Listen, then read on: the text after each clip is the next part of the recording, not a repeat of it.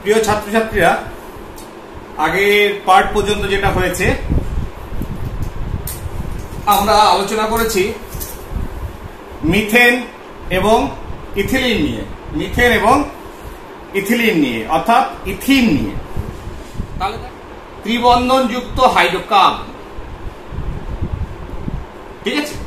এবার এই carbon carbon bond length, বন্ধন দৈর্ঘ্য, ঠিক আছে, একটু তোমাদের হিন্টস দিয়েছিলাম যে ইলেকট্রন গুলো যখন এই সমযোজী বন্ধন তৈরি করে, যেহেতু ইলেকট্রন গুলো কক্ষকের মধ্যে অবস্থানরত, তাই বন্ধন তৈরি হওয়ার আগে according to the valence bond theory আমরা জানি সেই মানে কক্ষকগুলোর একটা ওভারল্যাপিং হয়, অভিলেপন হয়। এবং সংকরায়নের যে কনসেপ্ট সেখানেও যদি আমরা দেখি, সেখানে আমরা দেখব যে কার্বনের ভেতর যে সংকরায়ন হয়েছে অরবিটাল গুলো, সেই অরবিটাল গুলোর যে আয়তন আর কি, এর ক্ষেত্রে তোমার সেই আয়তনটা, মোট আয়তনটা সংকরায়িত যে অরবিটালে, যদিও সেটা তোমাদের পাঠ্য বিষয় নয় আর কি এখন, তা সেটা ছোট একটু, যার জন্য এদের বন্ড লেন্থও কিন্তু কম্পারেটিভলি কম। যেটা অ্যালকেনের সব থেকে বেশি কার্বন কার্বন বন্ড লেন্থ, তার থেকে ছোট অ্যালকিন, তার থেকে ছোট অ্যালকাইন, 1.20 অ্যাংস্ট্রম, ঠিক আছে, 1.20। এই বন্ড লেন্থ ওদের থেকে কমে যায় 1.06 অ্যাংস্ট্রম, 1.06 অ্যাংস্ট্রম। যেটা অ্যালকিনের ক্ষেত্রে এটা দেখেছিলাম 1.08, আর এটা দেখেছিলাম 1.34। অ্যালকেনের ক্ষেত্রে এটা দেখেছিলাম 1.10, কোনো কোনো বইয়ে 1.09 দেখবে লেখা আছে অ্যাংস্ট্রম। আর কার্বন কার্বন হচ্ছিল 1.54 অ্যাংস্ট্রম, ঠিক আছে। এইবার এই কোণটা কত কোণ, তাহলে এটা বুঝতে পারছো যে একটা সরল রৈখিক, ঠিক আছে না। ন্যাচারালি এটা কত হবে? Hydrogen carbon carbon bond angle 180 degree, 180 degree, clear. এবার যদি আমি ওদের ক্ষেত্রে মানে বাকি অ্যালকিন এবং অ্যালকেনের সঙ্গে কম্পেয়ার করি, তাহলে অ্যালকিনের ক্ষেত্রে কি দেখবো? ডাবল বন্ড, দুটো হাইড্রোজেন,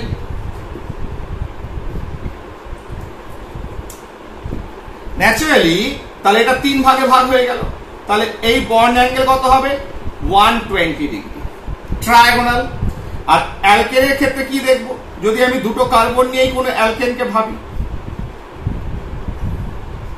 যেমন ইথেন, যে কোনো অ্যালকেন, তাহলে দেখো 1, এটা যদি এইভাবে দাঁড় করাই, দেখো একটা গেছে, 3 দিকে 3টে গেছে, তাহলে এই স্ট্রাকচারটা কি? Tetrahedral, 109 degree 28 minute. তাহলে this is the difference in bond angle, ঠিক আছে। আর বন্ড লেন্থেও ডিফারেন্স রয়েছে। এইবার চলে আসি যে এদের কোথা থেকে পাবো। অ্যাসিটিলিন অর্থাৎ C∼CH, এই অ্যাসিটিলিনের 1 নম্বর উৎস হচ্ছে মিথেন, যেটা ন্যাচারাল গ্যাসে রয়েছে, ন্যাচারাল গ্যাস, পেট্রোলিয়াম খনি থেকে পাওয়া যাচ্ছে প্রচুর পরিমাণে ন্যাচারাল গ্যাস। তাকে যদি আমি ক্র্যাকিং করি, ভাঙি, তাহলে সেক্ষেত্রে C2H2 আমি পেয়ে থাকি প্লাস হাইড্রোজেন। তাহলে অ্যাসিটিলিনের একটা সোর্স রয়েছে ন্যাচারাল গ্যাস। সেকেন্ড সোর্স আরেকটা কি রয়েছে, যেটার ক্ষেত্রে ইন্ডাস্ট্রিতে অনেক সময় তৈরি করা হয়, দ্যাট ইজ ক্যালসিয়াম কার্বাইড, যেটা তোমার কার্বাইড ভেপার ল্যাম্প, যেটা তোমাদের ফুচকলাদের কাছেও কিছুদিন আগে দেখতে পেতে, এখন যদি এলইডি বাল্ব ইউজ করে ওরা, সেটা হচ্ছে একটা লম্বা চোঙের মতো থাকতো, নিচে একটু জল দিয়ে দিত। তার মানে জলকে কিসের ভেতর দিত? ক্যালসিয়াম কার্বাইড, যেটাকে আমরা ফল পাকাতে ইউজ করি কার্বাইড, সেই কার্বাইডের ভিতর দিত সেই ক্যালসিয়াম কার্বাইড, ঠিক আছে। এটাকে ক্যালসিয়াম অ্যাসিটাইডও বলে। এইটা অ্যাকচুয়ালি বর্ণহীন, কালারলেস, কিন্তু আমরা যেটা বাজারে দেখতে পাই সেটা ধূসর বর্ণের। তার কারণ কি? এর সঙ্গে সামান্য পরিমাণে calcium phosphide, nitride, sulphide, oxide, এই ধরনের ইম্পিউরিটিস থাকে বলে এটাকে আমরা ধূসর বর্ণের দেখি। এই ক্যালসিয়াম কার্বাইড বা ক্যালসিয়াম অ্যাসিটাইড এর সঙ্গে যদি জল যোগ করা হয়, তাহলে calcium hydroxide plus acetylene gas উৎপন্ন হয়। এটাকে ব্যবহার করে, কার্বাইডকে ব্যবহার করে অনেক সময় ইন্ডাস্ট্রিতে এই অ্যাসিটিলিন গ্যাসকে উৎপন্ন করা হয়ে থাকে, ঠিক আছে না। তাহলে এটা হলো অ্যাসিটিলিনকে কি করে আমি উৎপন্ন করতে পারি। এবার রিঅ্যাকশনস, বিক্রিয়া, রিঅ্যাকশনস। তাহলে রিঅ্যাকশনস এর ক্ষেত্রে যদি আমি আসি, তাহলে বিক্রিয়ার ক্ষেত্রে আমরা যেহেতু জানি এটা একটা আনস্যাচুরেটেড কম্পাউন্ড, অসম্পৃক্ত যৌগ, অর্থাৎ ডাবল ট্রিপল বন্ড রয়েছে, 3টে বন্ধন রয়েছে, ন্যাচারালি এরা অ্যাডিশন রিঅ্যাকশন খুব ভালো করবে, দ্রুত বিক্রিয়া খুব ভালো করবে। কেমন? যেমন ইথিলিন করেছিল। তাহলে ফার্স্ট রিঅ্যাকশন যেটা আমরা যাব সেটা হচ্ছে তোমার হাইড্রোজেনেশন রিঅ্যাকশন। হাইড্রোজেনেশন, হাইড্রোজেনেশন মানে হাইড্রোজেন যোগ হওয়া। আর যখন এর আগে একটা ডি কথা ইউজ করব, ডিহাইড্রোজেনেশন, তার মানে হাইড্রোজেন অপসারণ। হাইড্রোলিসিস, জল যোগ করা। ডিহাইড্রোলিসিস, জল বিয়োগ করা, তাড়িয়ে দাও। হ্যালোজেনেশন মানে হ্যালোজেন যোগ হওয়া। ডিহ্যালোজেনেশন মানে হচ্ছে হ্যালোজেনকে তাড়িয়ে দাও। তাহলে তার আগে আমরা ইংরেজিতে ডি কথাটা লাগাই। তাহলে হাইড্রোজেনেশন, আমরা হাইড্রোজেন যুক্ত করব। তাহলে ইথিলিনের মতো অ্যাসিটিলিনের ক্ষেত্রেও আমরা কি করতে পারি? ইথিলিনের মতো অ্যাসিটিলিনের ক্ষেত্রেও আমরা কি করব? হাইড্রোজেনেশন করব, হাইড্রোজেন যোগ করব। এই প্ল্যাটিনাম, প্যালেডিয়াম, র্যানিনিকেল, র্যানিনিকেল যেটা তোমার বেশ রিঅ্যাক্টিভ খুব, এটাকে নরমাল টেম্পারেচারে, কিংবা নিকেল এট 200 থেকে 300 ডিগ্রি সেলসিয়াস টেম্পারেচার, নিকেল। তাহলে যদি আমি করি তাহলে হাইড্রোজেন যোগ হবে। তাহলে phenomenon is same. Break one bond, একটা বন্ধনকে ভাঙো, দুটো হাইড্রোজেনকে তুমি দুটোতে অ্যাড করে দাও। তাহলে যৌগটা কি পাবে? ঠিক আছে, এখান থেকে যৌগটা আমি এখানে লিখছি, সি ডাবল বন্ড সি, দুটো বন্ধন, একটা ভেঙে গেছে, একটা করে হাইড্রোজেন আছে, আরেকটা করে হাইড্রোজেন যোগ হয়ে গেল। তার মানে উৎপন্ন হলো ইথিলিন। ইজি, ইথিলিন তৈরি হয়ে গেল। দেন এ তো আবার বসে থাকবে না, আরেকটা বন্ড রয়েছে, ঠিক আছে, আরেকটা বন্ধন রয়েছে যেটাও স্ট্রেসের ভিতর রয়েছে। তার মানে কি সেই বন্ধনটাও ভাঙলো, আবার ফার্দার হাইড্রোজেনেশন হলো, আবার হাইড্রোজেন যোগ হলো, ঠিক আছে, যোগ হয়ে কি তৈরি করলো?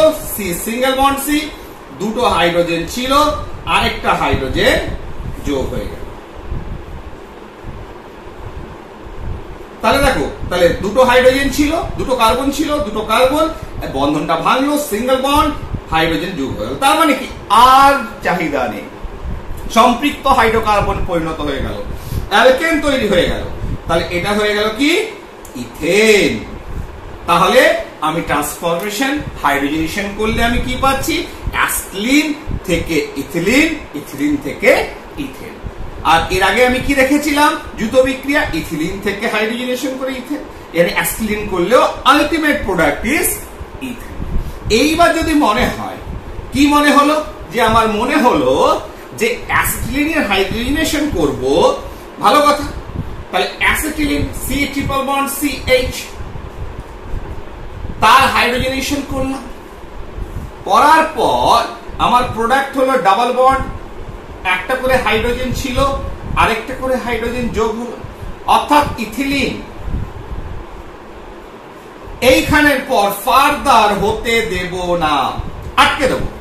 তার মানে কি প্রসেসটাকে স্লো করতে হবে। তার জন্য আমি লিন্ডলার, LINDLAR, লিন্ডার ক্যাটালিস্ট, লিন্ডা অনুঘটক, প্যালেডিয়াম, ক্যালসিয়াম কার্বনেট, তারপরে সঙ্গে সালফার, কুইনোলিন, অনুঘটক বিশরূপে ইউজ করতে পারি।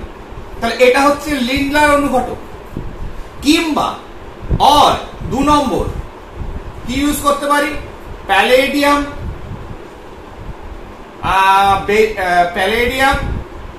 বেরিয়াম সালফেট, বস্তু ভাবলি, দাঁড়াও 1 minute, প্যালেডিয়াম, barium sulphate, barium sulphate, তার সঙ্গে সালফার, কুইনোলিন। তাহলে এই অল্টারনেটিভ হয় লিন্ডলার অনুঘটক কিংবা প্যালেডিয়াম, বেরিয়াম সালফেট, তার সঙ্গে কিছু অনুঘটক বীজ দিয়ে রিঅ্যাকশনটাকে স্লো করে এখানে আমি আটকে দিচ্ছি।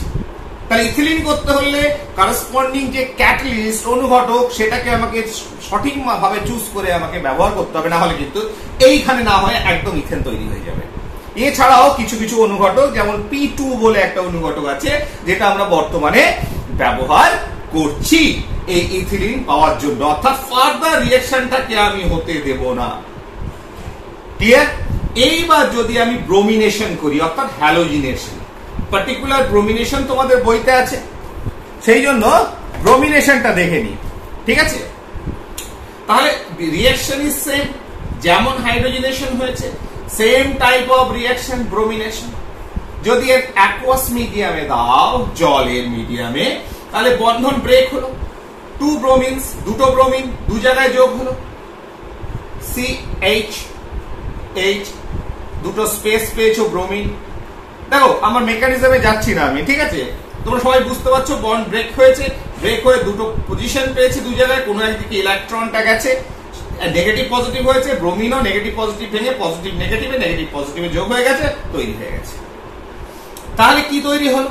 সেক্ষেত্রে তৈরি হলো, তোমরা নামও জানো, 1,2 ডাইব্রোমো, এই দুটো প্রতিস্থাপক, 1,2 ডাইব্রোমো প্রিফিক্স লাগিয়ে দিলাম, তারপরে ইথিন।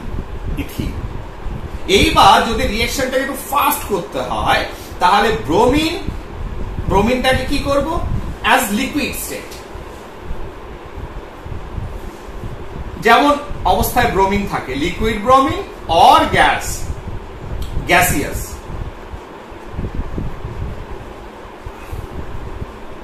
তাহলে রিঅ্যাকশনটা আরো ফাস্ট হবে। কি হবে? ব্রোমিন দুটো অ্যাড হয়ে গেল,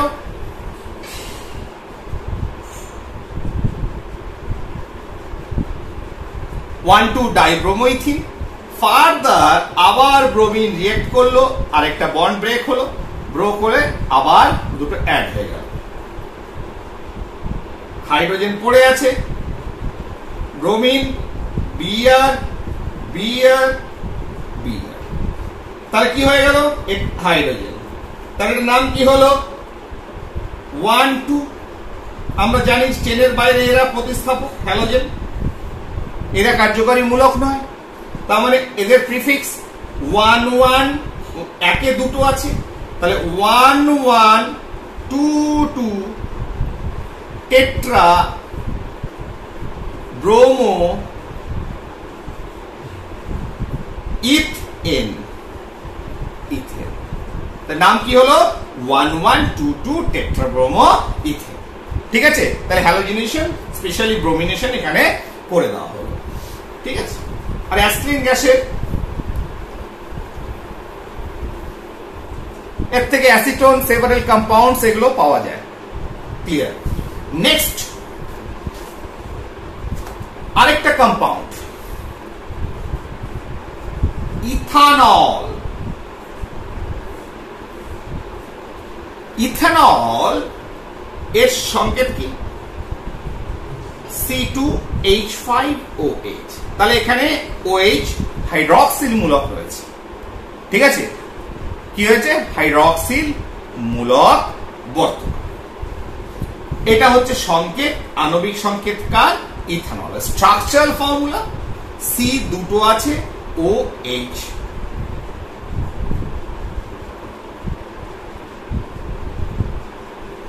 এটা হচ্ছে ইথানলের স্ট্রাকচারাল ফর্মুলা। ইথানল কেমন? তরল। ইথানল, আমরা ইথানলকে সবাই চিনি, নাম শুনেছি। ঠিক আছে, তার কারণ হচ্ছে যে বিভিন্ন ধরনের মদ পাওয়া যায়, ঠিক আছে, সেই মদের ভেতর যে ফর্মে হোক, হুইস্কি, বিয়ার, হেন তেন, সবকিছুতেই অ্যালকোহল রয়েছে বিভিন্ন পার্সেন্টেজে, যেটা খেলে একটা শারীরিক একটা অন্যরকম একটা মাদকতা তৈরি হয়, যার জন্য লোকে খায়, এবং তার একটা ব্যাড এফেক্ট রয়েছে, আমাদের লিভারটাকে নষ্ট করে দেয়, মৃত্যু ঘটে অনেকের মদ খেয়ে। কিন্তু আমাদের বিভিন্ন খাদ্যবস্তু, যেমন গ্লুকোজ থেকেই তোমার সুক্রোজ থেকে, চিনি থেকে, আমরা সুক্রোজ থেকে ইথানল তৈরি হয়। ভাত তোমার চিনি থেকে, গুড় থেকে, সেখান থেকে ইথানল তৈরি হচ্ছে। ঠিক আছে, তোমার ভাতটাকে অনেকদিন ধরে রেখে দিলে ফার্মেন্টেশন হয়ে সেক্ষেত্রে তোমার ইথানল তৈরি হচ্ছে। ঠিক আছে না? তাহলে বিভিন্ন ফর্মে ইথানল তৈরি হয়। অনেক সময় আমরা পান্তা ভাত খাই, একটু তোমার ঝিমঝিম করে। যাই হোক, ইস্যুস হচ্ছে যে অ্যালকোহল তোমার শরীরে একটা সার্টেন অ্যামাউন্ট গেলে সেক্ষেত্রে তোমার কোনো প্রবলেম নেই, ঠিক কিনা? বিভিন্ন ফর্মে হয়তো আমরা অ্যালকোহল, স্লাইট পরিমাণে অ্যালকোহল আমাদের শরীরে প্রবেশ করছে, কিন্তু যখন সেটা মদ আকারে লোকে নেশা করছে, দ্যাট ইজ রং। তার মানে ওইটা ক্ষতিকারক। ক্লিয়ার? এবার এই যে ইথানল, এটা তোমার কেমন স্টেটে থাকে? লিকুইড স্টেটে। এই লিকুইডটা কেমন ক্যারেক্টার? এটা অ্যাকর্ডিং টু দ্য আরেনিয়াস কনসেপ্ট যদি দেখি, জলীয় দ্রবণ এ হচ্ছে প্রশম। প্রশম একদম প্রশম স্বাদ নো, এর পিএইচ হচ্ছে 7.33। অ্যাকচুয়ালি অনেকে ভাবতে পারে যে এর যে হাইড্রক্সিল মূলক আছে, এই হাইড্রক্সিল মূলকটা কেন পালিয়ে যাচ্ছে না? এ তো হাইড্রক্সিল মূলক আপনি বলছেন, তাহলে এটা কেন বেসিক নয়? কেন এটার পিএইচ আপনার 7 কাছাকাছি এবং প্রশমই ধরা হয়, সামান্য হয়তো বেশি? তার কারণ এক্ষেত্রে OH মূলকটা OH মাইনাস আকারে যে বেরোবে, হাইড্রক্সিল আয়ন আকারে বেরোবে, সেই ক্ষমতা ওর নেই। এই যৌগে সেই ক্ষমতা নেই। অর্থাৎ আমি যদি ইথানলটাকে দেখি, এই ইথানলের ক্ষেত্রে এই যে C2H5OH এর ক্ষমতা নেই একে ওইভাবে OH মাইনাস আকারে বার করে দেবে, ঠিক আছে না? তার কারণ কি? তার অনেকগুলো কারণ আছে, সেটা ইন্ডাকটিভ এফেক্ট, হেন তেনো, এগুলো অর্গানিক কেমিস্ট্রির একটা পার্ট, ঠিক আছে না? সেটাও মেকানিজমের ভেতর পড়ে, রিঅ্যাকশন মেকানিজম কি করে কি ঘটছে, তা ওই দিকে আমি যাচ্ছি না। তবে এইটুকু জানতে হবে যে ইথানল তার মানে তার হাইড্রক্সিল আয়ন, অর্থাৎ এটা বেসিক নয়, ঠিক? এটা কেমন আমি প্রশম হিসেবে এটাকে ধরতে পারি। আবার কোন কোন দ্রাবকের ক্ষেত্রে জল বাদ দিয়ে একে দেখা গেছে প্রোটন ডোনার, অর্থাৎ acidic character, slightly acidic character সে শো করছে, ঠিক আছে? তার মানে এ বিভিন্ন সময় বিকারক যেমন চাইবে, এর ক্যারেক্টার একটু হেলদোল হতে পারে। অর্থাৎ একে প্রোটন ডোনার হিসেবেও দেখতে পারে, আবার কখনো হাইড্রক্সিল আয়ন বেরিয়ে যেতেও দেখতে পারে। তা অত বড় বিষয় নিয়ে আমরা এখন আলোচনায় যাব না, যেটুকু দরকার সেটুকু করব। এইবার ইথানল যেটুকু আছে, কি আছে ইথানলের? ইথানলের ব্যবহার, ঠিক? তাহলে ইথানলের ব্যবহার বিভিন্ন বার্নিশ, হেন তেন, সুগন্ধি, বিভিন্ন সুগন্ধিতে তোমার অ্যালকোহল থাকে, ডিওড্রেন্ট যেগুলো ব্যবহার হয় অ্যালকোহল বেস থাকে, ঠিক আছে না? বিভিন্ন ওষুধ প্রস্তুত করতে ব্যবহার হয়, কৃত্রিম রাবার, অ্যাসিটিক অ্যাসিড, ক্লোরোফর্ম। আর এটা হচ্ছে মিথিলেটেড স্পিরিট। মিথিলেটেড স্পিরিট যেখানে এই ইথানল C2H5OH এর সঙ্গে CH3OH মিথানল ইউজ করা হয়ে থাকে। এটা বিষাক্ত। বিষাক্ত বলে এটা কেমন? বিষাক্ত। এইটা যদি মিশিয়ে দাও, এটা পানের অযোগ্য হয়ে গেল, পান করা যাবে। বার্নিশে যেটা পাওয়া যায় মিথিলেটেড স্পিরিট, দেখবে যখন বার্নিশ করতে নিয়ে আসে যে সলিউশনটা, ঠিক আছে, কাঠের যখন বার্নিশ করে তখন দেখবে গন্ধটা অদ্ভুত, নাক ধরে যাবে, সে মিথিলেটেড স্পিরিট রয়েছে। যদি কেউ খেয়ে নেয় সে হয়তো মারা যাবে, ঠিক? তার সঙ্গে রাবার, নির্যাস, কেসিন ইত্যাদি ইত্যাদি মেশানো হয় করে, সেটার নাম হয়ে যাবে মিথিলেটেড স্পিরিট। আরেকটা আছে তোমাদের টার্ম ডিনেচার্ড স্পিরিট, যেখানে 90% ইথানল আর 10% মিথানল ইউজ করা হয়। 90% and 10%, ক্লিয়ার? ব্যাস, মিটে গেল ঝামেলা। তাহলে মিথিলেটেড স্পিরিট, ডিনেচার্ড স্পিরিট, আর এরা ক্ষতিকর প্রভাব, সেগুলো ঠিক আছে। এইবার রিঅ্যাকশনস দেখ, CH3 CH2OH প্লাস সোডিয়াম। তাহলে সোডিয়াম কি করলো? এই সোডিয়াম এসে একে প্রভোগ করলো যে তুমি পালিয়ে যাও এইচটাকে। তাহলে সোডিয়াম এমনিতে এর কোনো ইন্টেনশন নেই হাইড্রোজেনটাকে তাড়ানো, তাহলে তো হাইড্রোজেন তাড়িয়ে দিলে তো ওদের অ্যাসিডিক ক্যারেক্টার শো করবে। সোডিয়াম ওকে বাধ্য করলো এইচটাকে তাড়িয়ে নিয়ে যাবে, কারণ অক্সিজেন একটা তীব্র ইলেকট্রিক নেগেটিভ মূল্য চলে এলো। তাহলে উৎপন্ন হলো CH3CH2ONA plus H2 hydrogen gas. তাহলে এর নাম কি? Sodium ethoxide. এর নাম কি? Sodium ethoxide.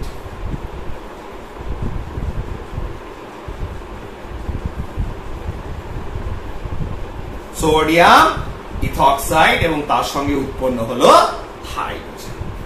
এরপরে একটা ইন্টারেস্টিং রিঅ্যাকশন করাচ্ছি ইথানলে, সেটা হচ্ছে ডিহাইড্রেশন, অর্থাৎ জলটাকে বার করে দেওয়া। ঠিক অ্যালকোহল থেকে কিভাবে জল বেরোবে, এটাকে যদি একটু ভেঙে লিখি, আমরা ইজি ওয়েতে ভাববো, হ্যাঁ জটিল কিছু দিকে যাব।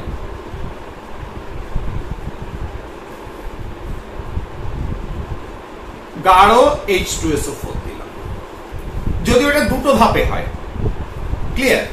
আমি একটা ধাপেই দেখাচ্ছি, 170 ডিগ্রি সেলসিয়াস। এটা অ্যাকচুয়ালি বাইসালফেট আয়নটা যোগ হয়ে প্রথমে নেক্সট স্টেপে চলে যায়। প্রথম 100 ডিগ্রি সেলসিয়াসে একটা হয়, তারপরে 170 তে একটা হয়। তা আমাদের ক্লাস 10-এ অত দরকার নেই, আমরা একটু ভেবে নিচ্ছি 170 ডিগ্রি সেলসিয়াস গাঢ় H2SO4 নিরোধন হবে, OH পার্ট আর H পার্ট বেরিয়ে পালিয়ে গেল। তাহলে এরা দুটো পালিয়ে গেলে একটা বন্ড ফরমেশন হলো। আমি ধরে নিচ্ছি OH মাইনাস গেলে এখানে একটা প্লাস, H প্লাস গেলে এখানে একটা মাইনাস, তাহলে দুটো একই ইকুয়াল অ্যামাউন্ট গেল, OH মাইনাস H প্লাস। তাহলে এটা যদি মাইনাস যায়, এখানে একটা ডেল প্লাস তৈরি হলো। ঠিক আছে, আমি ডেল প্লাস H প্লাস যদি এইভাবে ভাঙে, তাহলে এখানে ডেল মাইনাস, তাহলে এটা যদি এখানে ভাঙে, OH del minus del plus. তাহলে প্লাস মাইনাসে একটা বন্ড তৈরি হলো, কারণ মাইনাস মানে এক জোড়া ইলেকট্রন, বন্ড তৈরি হলো, H প্লাস OH মাইনাস ভেঙে গেল। তাহলে উৎপন্ন হলো জল প্লাস C, দুটো H আছে, নিরুদন হয়ে গেল, উৎপন্ন হলো কি? ইথিলিন বা ইথিন। পরিষ্কার হয়ে গেল? তাহলে জল যদি আমি বার করতে পারি H প্লাস আর OH মাইনাস, তাহলে এক্ষেত্রে একটা ডাবল বন্ড ফরমেশন হলো, তৈরি হলো ইথিলিন। এই ডিহাইড্রেশনকে আমি করলাম কি, এবার টেম্পারেচার একটু কমিয়ে দিলাম, অত টেম্পারেচার রাখলাম না। এইবার যদি আমি এই ইথানলকে পাশাপাশি রাখি, এরপর এটা একটু ঘুরিয়ে দিচ্ছি, HOCH2CH, ঘুরিয়ে দিলাম, গাঢ় H2SO4 140 ডিগ্রি সেলসিয়াস, টেম্পারেচার কমিয়ে রাখলাম, আর এটাকে অ্যালকোহলের পরিমাণটাকে বাড়িয়ে দিলাম। তাহলে কি হলো, অ্যালকোহলের পরিমাণ যখন বেশি হলো, টেম্পারেচার তখন কম হলো, তখন ওই ইন্ট্রা মানে একটার ভিতর থেকে জল না বেরিয়ে এই দুটোর ভেতর থেকে জল বেরিয়ে গেল, OH আর H। ফলে এই দুটো হাতে হাত ধরে বসলো, তাহলে জল বেরিয়ে গেল। প্লাস এই দুটো যদি হাতে হাত ধরে, তাহলে CH3CH2O CH2CH, তাহলে কি তৈরি হলো? অ্যালকিন নয়, তৈরি হলো ইথার। নাম কি হলো? Diethyl ether, common name diethyl ether. আজ বলে স্যার IUPAC অ্যালকক্সি অ্যালকেন, ছোট গ্রুপ আগে তারপরে বড় গ্রুপ, আর এখানে দুটোই একই গ্রুপ, অর্থাৎ ইথক্সি ইথেন, ইথক্সি ইথেন। পরিষ্কার? তাহলে আমি ডিহাইড্রেশন জল বার করব এট হায়ার টেম্পারেচার, যখন 170 ডিগ্রি সেলসিয়াস উষ্ণতা আমি অ্যাপ্লাই করলাম, তখন কি উৎপন্ন হলো? ইথিলিন, অর্থাৎ ডাবল বন্ডেড হাইড্রোকার্বন। আর যখন টেম্পারেচার কমালাম, অ্যালকোহলের পরিমাণ বাড়িয়ে দিলাম, তখনও ডিহাইড্রেশন করলাম, তখন ইন্টারমলিকুলার দুটো মলিকুল থেকে জল বেরোলো, দুটো মলিকুল যোগ হয়ে গেল, তৈরি হলো ইথার। ঠিক আছে? তাহলে রিঅ্যাকশন কন্ডিশন যখন চেঞ্জ করে দেওয়া হচ্ছে, তখন দেখা যাচ্ছে প্রোডাক্ট ইজ ডিফারেন্ট। আলাদা। This is the beauty of chemical reactions. ঠিক আছে না? ফাইন। এরপরে চলে আসি আরেকটা কম্পাউন্ড, অ্যাসিটিক অ্যাসিড। সংকেত কি? CH3C double bond OH, acetic acid. তাহলে এটার আরেকটা IUPAC নেম কি? 1 2, নো সাবস্টিটিউটেড গ্রুপ, কোনো প্রতিস্থাপক নেই, নো প্রিফিক্স। তার মানে ওয়ার্ড রুটে চলে যাও, ইথ, সিঙ্গেল বন্ড, ইথান, আর COH ওইক অ্যাসিড, ইথানোইক অ্যাসিড। যেহেতু 1 নম্বর পজিশনে আছে C double bond OH, naturally এটাকে আলাদা করে এক মেনশন করার দরকার নেই। তাহলে এর নাম হচ্ছে ethanoic acid. This is IUPAC name. এবার এটা যেটুকু রয়েছে, একটা ইথানোইক অ্যাসিডের কি আছে দেখি তো, প্রপার্টি। আচ্ছা, এবার দেখো CH3C ডাবল বন্ড OH, এর OH আছে। তার মানে এটা কি, এটা তো অ্যাসিড বলছি, এটা তো বেসিক নয়, এরও তো স্যার OH আছে। কিন্তু ওই যে বললাম, রিঅ্যাকশন মেকানিজম যখন দেখবো যে কি করে কি ঘটছে, জৈব যৌগগুলোর ক্যারেক্টার কেন পরিবর্তন হয়, কি কি এফেক্ট কাজ করে, তখন তোমার দেখতে পাবো যে এই অক্সিজেন ইলেকট্রনকে টানে, এদিকে টানে, ফলে হাইড্রোজেনটা খুব সুন্দরভাবে CH3CO- আকারে বেরোতে পারে, যেটা অ্যালকোহলের ক্ষেত্রে সম্ভব ছিল। এক্ষেত্রে এ ইলেকট্রন টানছে, এ ইলেকট্রন টানছে, কারণ অ্যালকোহলের ক্ষেত্রে সবাই ঠেলে, ইলেকট্রন গুলোকে ঠেলে ঠেলে ওদিকে পাঠায়, সেই জন্য স্লাইটলি হলেও বেশি। ক্লিয়ার? যাই হোক, ওদিকে আমরা মাথা অত খাওয়াবো না, তবে এইটুকু বুঝবো যে অ্যাসিটিক ইজ অ্যাসিড। ঠিক আছে? কেমন অ্যাসিড? Week acid. CH3COH তার সঙ্গে যদি সোডিয়ামের বিক্রিয়া করে, ঠিক আছে না, তাহলে কি হবে? সোডিয়াম এখানে ঢুকবে, একে তাড়িয়ে দেবে, সোডিয়াম অ্যাসিটেট।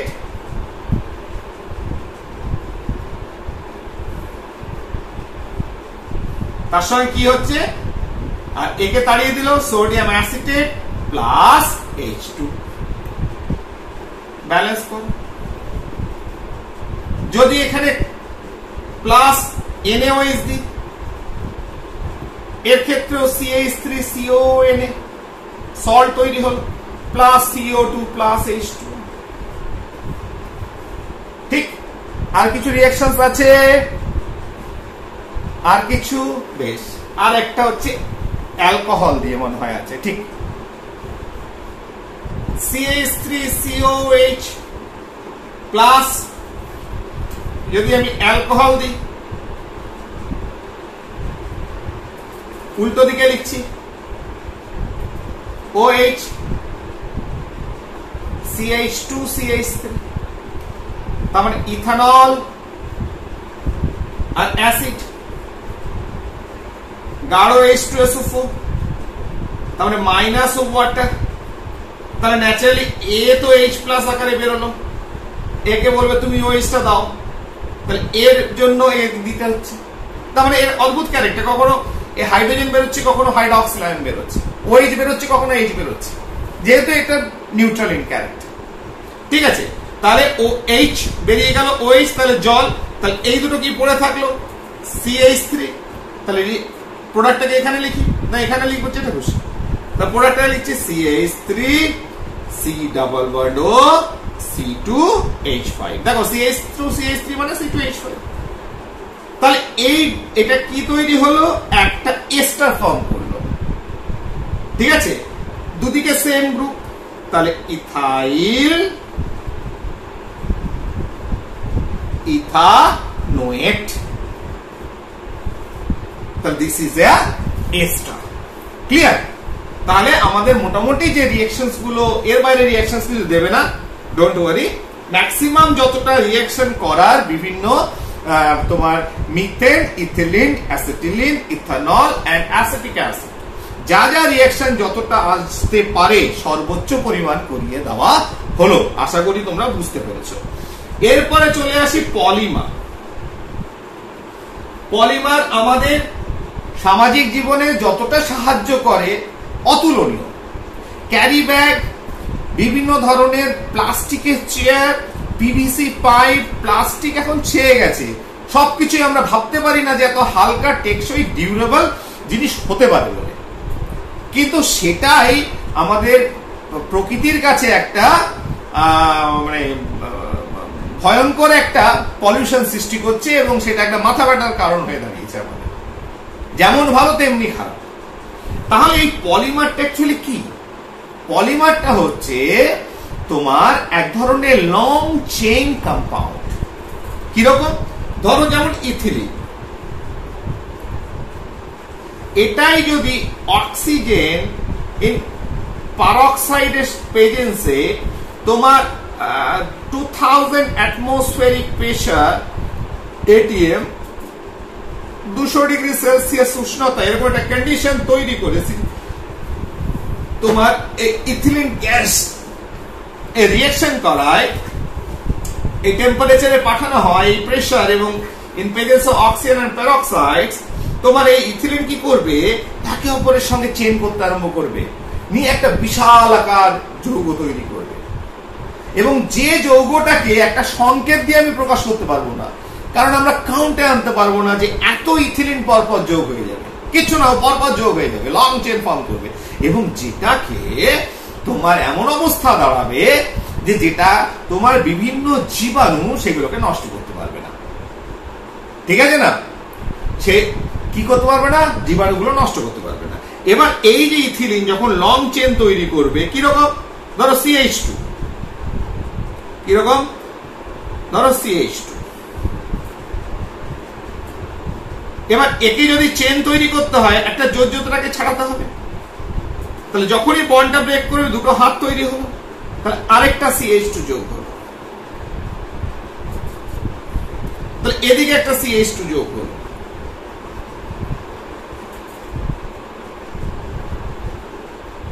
তাহলে এইভাবে হতেই থাকলো। তাহলে এটা তৈরি হলো একটা পলিমার, লং চেইন কম্পাউন্ড। ঠিক আছে?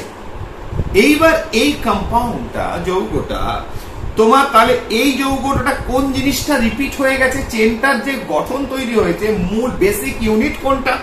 This ethylene 1। এটাকে আমরা N দিয়ে লিখলাম। তাহলে ইথিলিন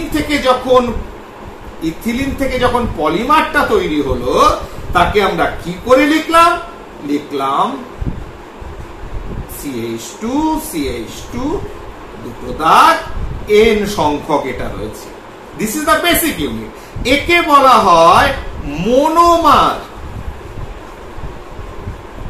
কি বলা হয়? মনোমার। তাহলে প্রত্যেকটা পলিমারের একটা বেসিক ইউনিট থাকে, তাকে বলা হয় মনোমার। ঠিক আছে? যেমন পলিথিন, যেমন ইথিলিন, পলিইথিলিন, ভিনাইল ক্লোরাইড,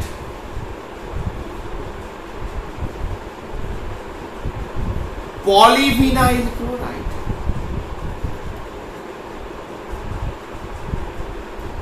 যেটাকে সংক্ষেপে বলি পিভিসি,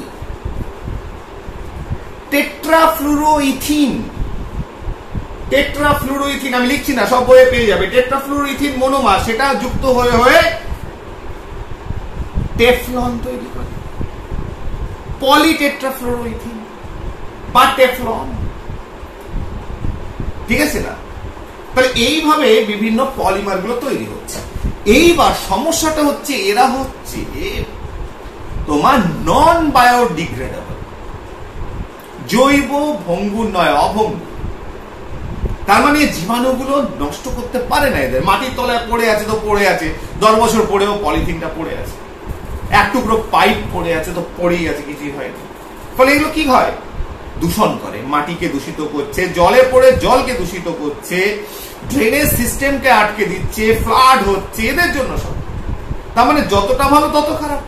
আবার এদিকে যদি পোড়াও, বিভিন্ন বিষাক্ত গ্যাস বেরোচ্ছে, কারণ শুধু তো এটা মিশে নেই, এর সঙ্গে বিভিন্ন জিনিস মিশিয়ে তখন তোমার সামনে প্রডিউস করছে। অনেক ক্ষতিকারক পদার্থ মিশে আছে, তাকে জ্বালানো পোড়ানোও যাবে না, ফেলাও যাবে না, ফেললে মাটিকে চাষাবাদ করা যাচ্ছে না, ড্রেনে পড়ে আছে পলিথিন, জল আটকে যাচ্ছে, নষ্টও হচ্ছে না, সমস্যা। তাই এরা যে উদাহরণগুলো রয়েছে এটা সিনথেটিক অ্যান্ড নন বায়োডিগ্রেডেবল। তাই বিজ্ঞানীরা ভেবেছে যে কি করে বায়োডিগ্রেডেবল, ঠিক আছে, জৈব ভঙ্গুর পলিমার তৈরি করা যায়। তাহলে কৃত্রিম উপায়ে এখন কিছু পলিমার তৈরি হয়েছে যেগুলো কিছুদিন রেখে দিলে নষ্ট হয়ে যায়। যেমন ধরো PGA, পলিগ্লাইকোলিক অ্যাসিড, এরকম একটা সিনথেটিক পলিমার যেটা বায়োডিগ্রেডেবল, জৈব ভঙ্গুর, ঠিক আছে, জৈব ভঙ্গুর, ভেঙে ফেলা যায়, নষ্ট হয়ে যায়। পলিগ্লাইকোলিক অ্যাসিড, PHB,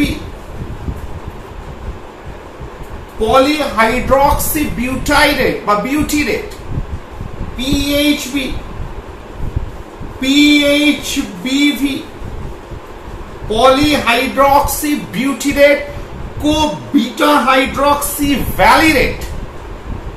তাহলে এইগুলো হচ্ছে কৃত্রিম জৈব ভঙ্গুর পলিমার। ক্লিয়ার? কৃত্রিম জৈব ভঙ্গুর। এইবার যদি বলি ন্যাচারাল আছে, সেগুলোকে কি বলা হয়? বায়োপলিমার। যেমন বায়োপলিমার, মনোমার, নিউক্লিক অ্যাসিড থেকে আমরা পাই যে পলিমার, প্রোটিন,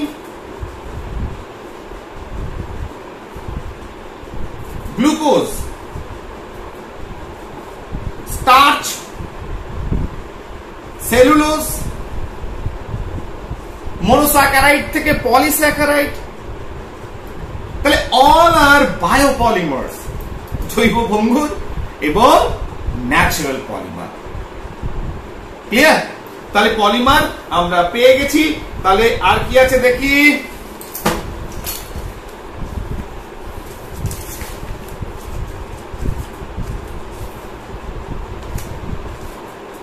ঠিক আছে, তাহলে আমরা মোটামুটি জৈব রসায়নটা এখানে শেষ হলো।